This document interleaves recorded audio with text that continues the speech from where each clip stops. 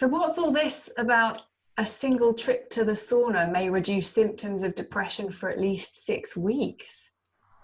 So that was I was so surprised, as you know, I'm sure as surprised as many of the readers will be by that study.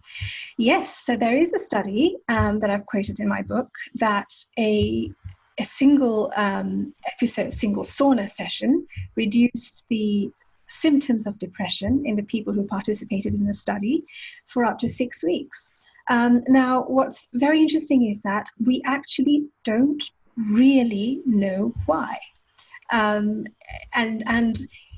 in a way, that's not such a bad thing, because we know that the study clearly shows, and we need more studies to be absolutely sure, but it clearly shows that there is something that people can actively do.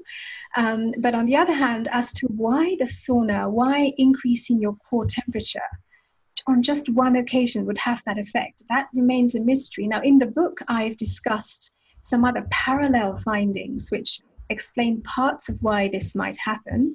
So one very interesting study, which I've described in my book, relates to the relationship between core body temperature and thyroid hormone.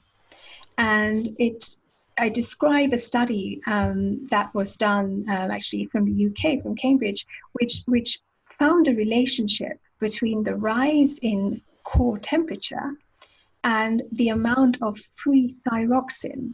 So thyroxine is a hormone related to your thyroid regulation, and it's usually found in the bloodstream in a bound form. So it's usually kind of, you can imagine it as it's traveling around in its car.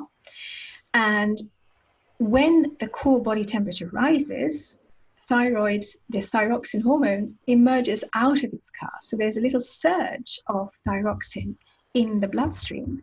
And outside of this context, we know that a little surge of thyroxine can elevate mood. It induces euphoria. It makes people more joyful. So that's an interesting avenue to pursue.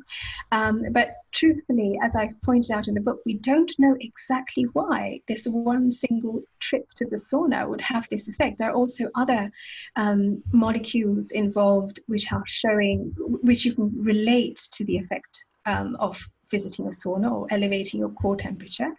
Heat shock proteins are one example, and I've referred to them as well. But yeah, it's a very, very interesting study.